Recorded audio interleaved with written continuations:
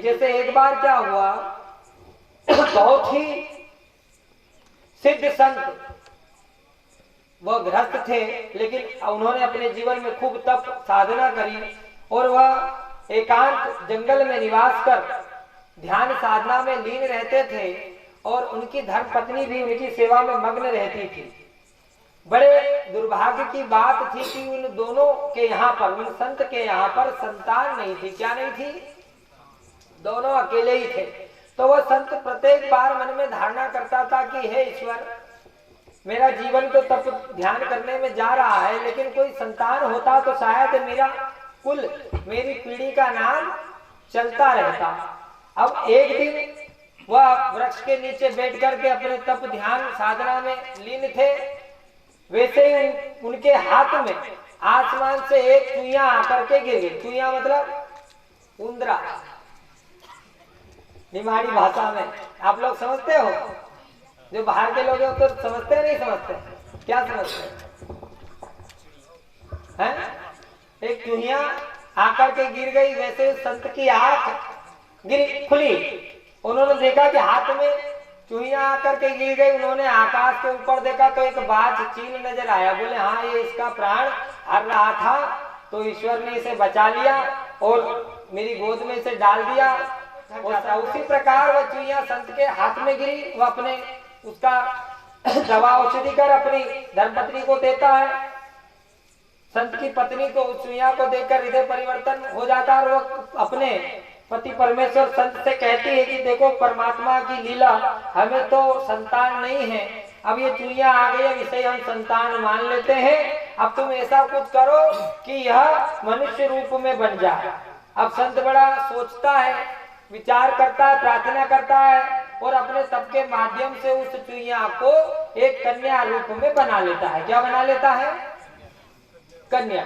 अब वो दोनों मिलकर उसका खूब पालन पोषण करते हैं, उसे सब कुछ सिखाते हैं। धीरे धीरे उस कन्या की उम्र बढ़ती है। एक दिन वह विवाह अवस्था के लिए पहुंच जाती है। अब दोनों को चिंता होती कि हमारी बच्ची बड़ी हो गई, इसका विवाह कर देना चाहिए, लेकिन हमने इसे बड़े लाड़ से पाला है, बड़े प्रेम से पाला है, तो इसके लिए श्रेष्ठ वर चाहिए।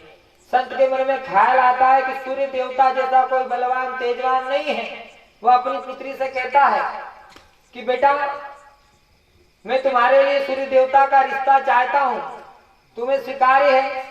वो बच्ची बोलती है कि पिताजी, उनमें तो बहुत तेज है, वो तो आग के गोले हैं, बहुत गर्माहट है, मैं जीवन पर्यंत उनके साथ नहीं निभा पाऊंगी। आप उनसे भी कोई अच्छा वर हो तो मेरे लिए ढूंढिए।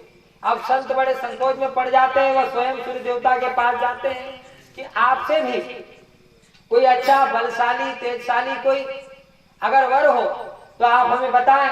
अब सूर्य देवता भी एक पल सोचते हैं कि अब मुझसे बलशाली तेजशाली तो कोई नहीं, पर बोले ठीक है, बराबरी वाला है, पर अब बोलना पड़ेगा। संत पूछ रहे, बोले हाँ, चंद्र देवता मुझसे भी बलशाली तेजशाली प्रभावशाली है।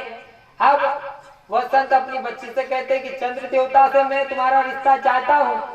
बच्ची फिर बोलती कि देखो पिताजी, वो तो बड़े चंचल है, बड़े नरम दिल के, पल में कहा पल में कहा पल में कहा, मैं इतना उनके साथ पल पल भटक नहीं सकती।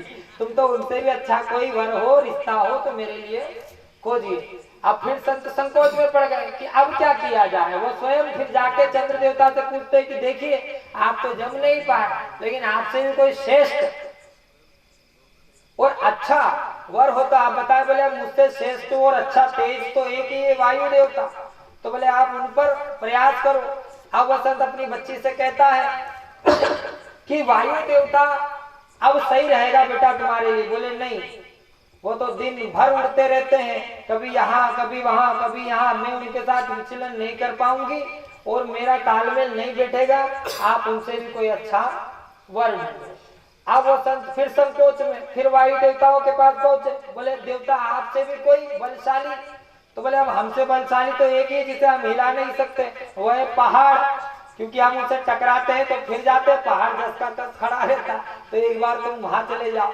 अब संत अपनी बच्ची से कहता है कि मैंने अब पहाड़ से सोच रहा हूं कि पहाड़ देवता से, हिमालय देवता से अब तेरे विवाह का और तेरे शादी का संबंध तय किया जाए। बोले नहीं पिताजी, वो तो कितना कठोर है, उसको कोई प्रभाव नहीं पड़ता, उसे कोई फोड़े मारे धकेले ना वो हिलता है ना ठस से मस होता है, तो बिल्कुल कठोर हृदय का। फिर संत बड़े संकोच में बोले अब क्या किया जाए। फिर वो पहाड़ देवता हिमालय देवता के पास पहुंचते हैं। बोले देवता आपसे भी कोई बलशाली? बोले मेरे से बलशाली तो एक ही है, और वह है बोले चूहा, वो मुझे भी कुतर के अपना रास्ता बना लेता है।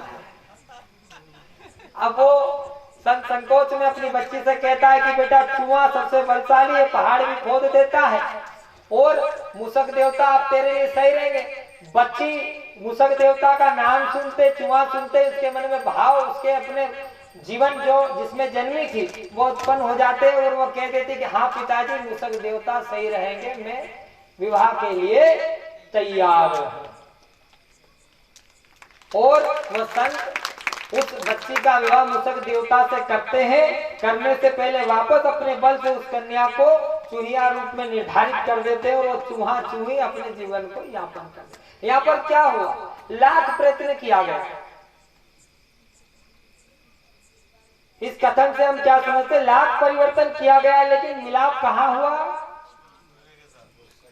चूहे के साथ। जैसी आवृत्ति उस चूहिया में थी वैसे उसने अपने लिए वर खोजा, बाकी उसे कोई जमा नहीं।